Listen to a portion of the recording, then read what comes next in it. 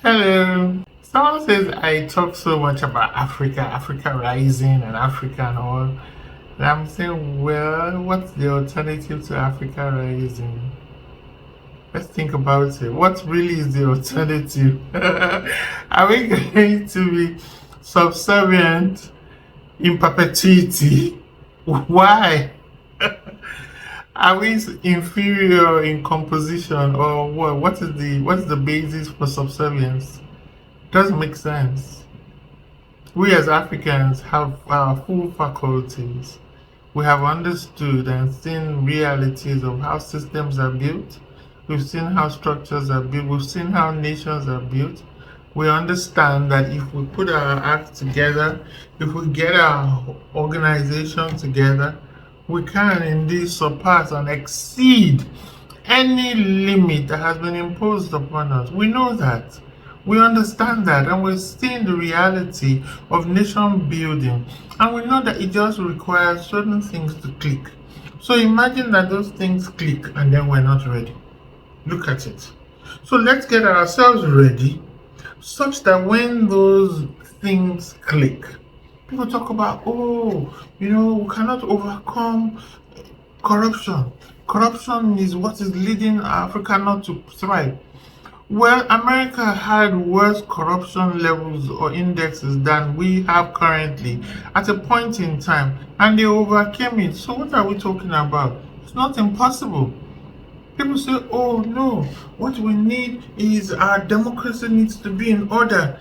I'm wondering, well, yeah, fantastic ideology. In fact, democracy is beautiful. It's more empowering and freeing than any other regime. But China was able to turn around its poverty level from 66% of its population to 2% of its population within the span of 25, 30 years. And it did it without a democracy. So let us stop looking down on ourselves. Let us pick up the baton and do what we need to do. Stop giving excuses for our backwardness.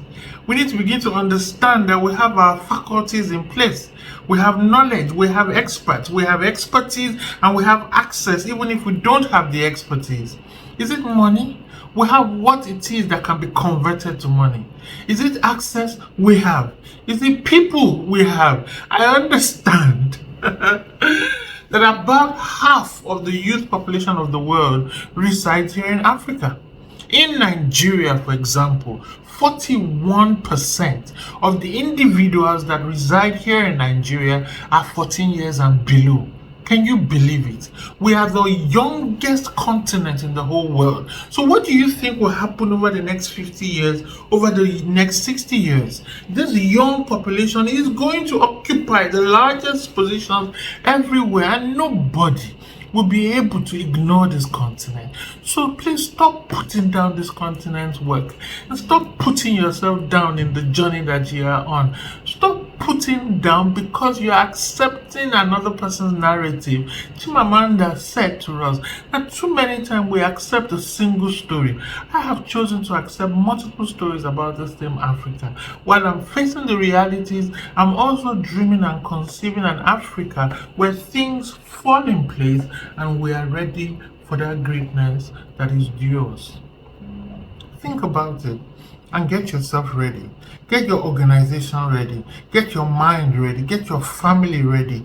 Get yourself ready for an explosion. Because when an explosion happens and you miss that train, you're going to keep playing catch up. You're going to keep playing catch up. You're going to keep trying to catch up with the train, and good enough, it will wait for you at a point in time, but you would have missed all of the juicy spots.